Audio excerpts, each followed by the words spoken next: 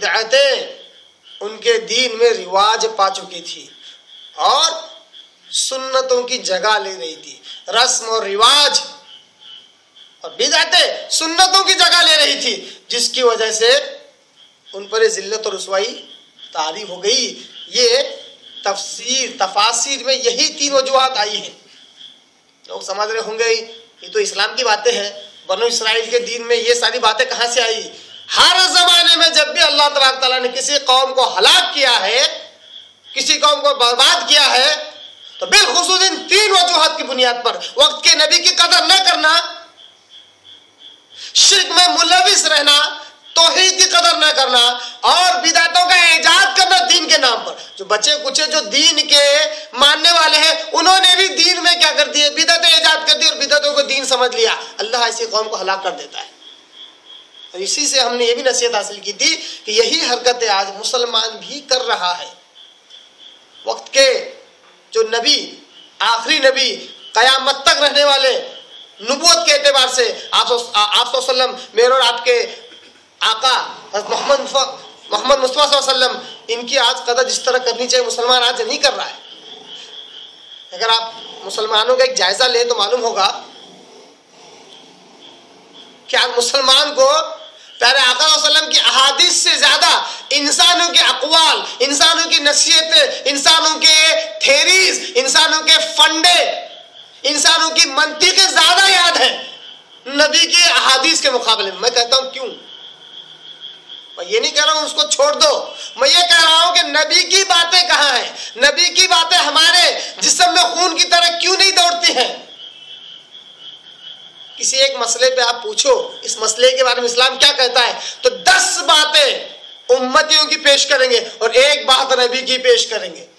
क्यों? पता ही नहीं नबी की बात है कहां, क्यों है, नबी की कोई अहमियत नहीं है। बस औकात इससे पहले मैंने बहुत सारी मिसालें और दलाइल दी हैं कि नबी की बात को छोड़ दिया जाता है और उम्मती की बात को इख्तियार कर लिया जाता है। ये क्या है?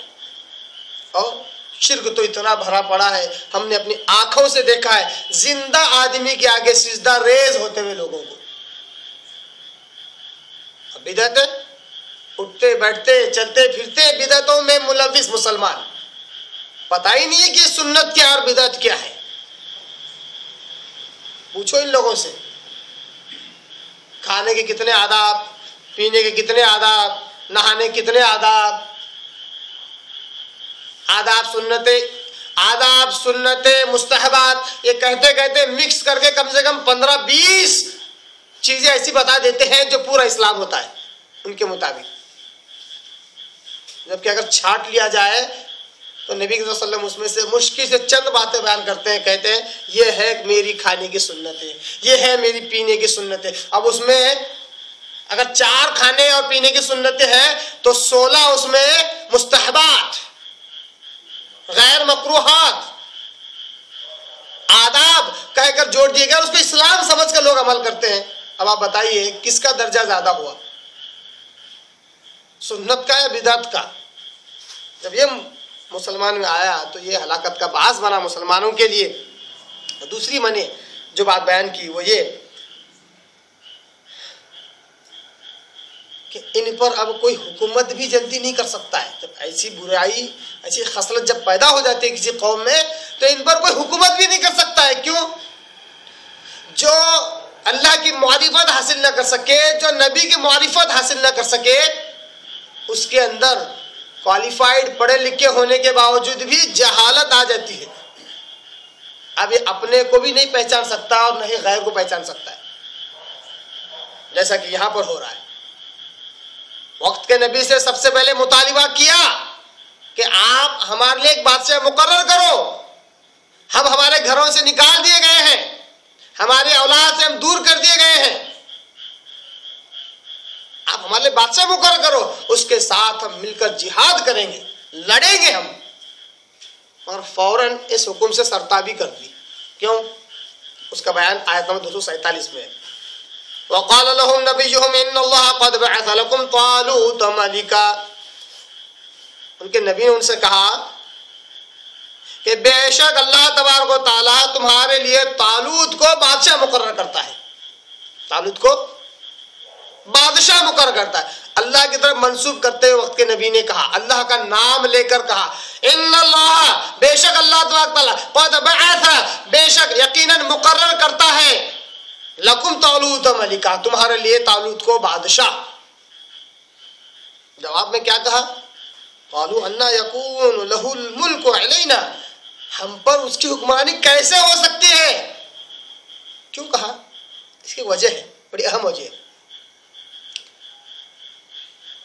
तालूत एक आम सिपाही थे, तालूत एक आम सिपाही थे, मगर जंग के सारे फनून जानते थे,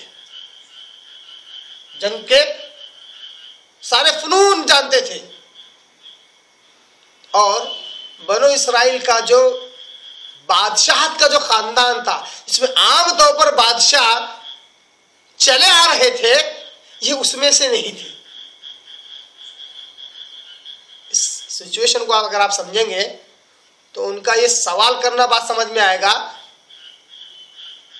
और बड़ी प्यारी अच्छी नसीहत इस आयत से हमें मिलेगी इंशाल्लाह, उसको मैं आपके आगे रखूंगा। क्या कहा? ये हम पर हुकूमत कैसे कर सकता है? क्यों? क्योंकि जिस खानदान में बादशाहत चली आ रही थी, ये उसमें से नहीं थे, उस खानदान से नहीं थे, एक आम सिपाही थे, फौज के एक आम सिपाही थे। तो कहा ये तो बादशाह के खानदान में से नहीं है, और वलम युअता सअतम मिनल माल, और इसके पास तो पैसा भी नहीं है, मालदार भी नहीं है, तो फकीर और तंगदस्त है। बादशाहत का जिसका खानदान चला आता था, वो तो लोगों के पैसों से अपने घर भरता था, तो पैसा ही पैसा होता उसके पास, तो इसके पास तो कुछ भी नहीं है।